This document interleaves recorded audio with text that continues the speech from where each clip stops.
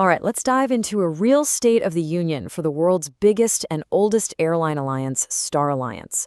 We're going to break down who they are, what they offer, and really get into that big question. Are they still the top dog in 2025? So here's our game plan. First, we'll cover the basics. What even is an airline alliance? Then we'll jump into the current lineup for Star Alliance. After that, we're checking out the seriously cool perks like their exclusive lounges, getting into the details of their iconic airplane designs, and finally, we'll see who the experts have crowned as the world's best. Okay, first things first, what exactly is an airline alliance? Let's get down to the fundamentals of why these massive global partnerships even exist. I mean, it really all boils down to this one question, right? In an industry that is so competitive, why would all these different airlines decide to work together so closely? Well, at its very core, an alliance is just a massive strategic partnership. It lets a whole bunch of different airlines act like one giant connected network. And the whole point is to make traveling around the globe totally seamless for you, the passenger. So how's that work in real life? Well, for us travelers, it means you can earn miles on, say, United, and then turn around and spend them on a flight with Lufthansa.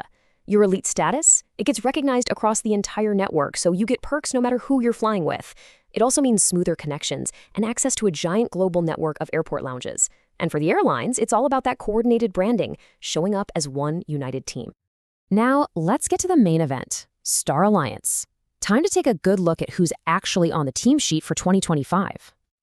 You know, this alliance has quite a history.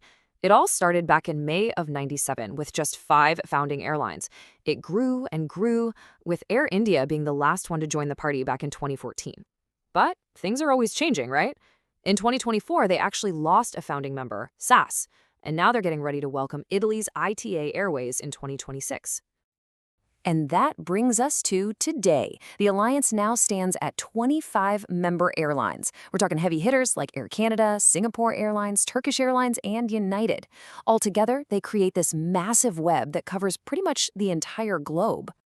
But yeah, there's been a major shakeup recently. Losing SAS, that was a huge deal. They were a founding member. But after they were bought by the Air France-KLM group, they had to switch over to the SkyTeam Alliance. On the flip side, getting ITA Airways is massive news. It's the first new member to join in more than 10 years, and it really signals a new era of growth. Okay, let's talk about the fun stuff, the perks. And honestly, one of the biggest wins for frequent flyers is lounge access. For Star Alliance, this is way more than just a comfy chair to wait for your flight. Through its 25 member airlines, if you've got Star Alliance Gold status, you get access to a truly staggering number of lounges. We're talking over 1,000 of them all around the world. That level of access is just incredible. But here's the really cool part. It's not just about using the individual airline lounges. The Alliance runs 6 of its very own, exclusive branded lounges in huge international hubs like LA, Paris, and Amsterdam. These places are designed to represent the whole Alliance, not just one airline. Just a heads up, the Rome lounge is temporarily closed right now. And listen, these aren't just any old lounges. The Star Alliance Lounge out at LAX, for instance, was just named North America's leading airport lounge for the 6th year in a row.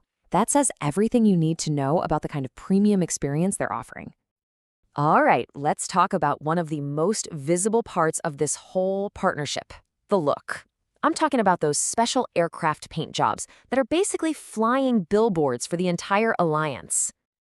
You've definitely seen these at the airport. The standard design is just unmistakable, right? It's that clean, crisp white body with Star Alliance written in huge, bold letters, and that iconic star logo taking up the entire tail. The airline's own logo is usually just a tiny little thing up near the cockpit. So for 20 years, that white and black design was the rule. Every single member airline followed it. But then, one airline came along and decided to completely flip the script. It was 2022, and Air New Zealand rolled out the world's first ever Black Star Alliance plane. It's such a great story. Their Chief Transformation and Alliances officers said they basically asked for permission to inverse the colors. And why? To celebrate how important the color black is to both the airline and to the entire country of New Zealand. And you know what? Starlines said yes. It's just a perfect example of brand identity and alliance unity coming together. So you've got this huge network, award-winning lounges, a super strong brand. How does Star Alliance officially measure up? Let's get to the verdict from the people who would know. Okay, so the Skytrax World Airline Awards are basically the Oscars of the aviation world. And in that competition, Star Alliance has been an absolute powerhouse. They've won World's Best Alliance 13 times since the category even started, and that includes the last 4 years in a row. And that brings us right up to this year. In 2025, they did it again. They secured that top spot for the 4th straight year. So according to the industry's most respected awards, they are officially the best in the world. But hey, awards are one thing. When you think about everything, the members coming and going, those premium perks, the non-stop awards, the real question is Star Alliance truly the world's best for you?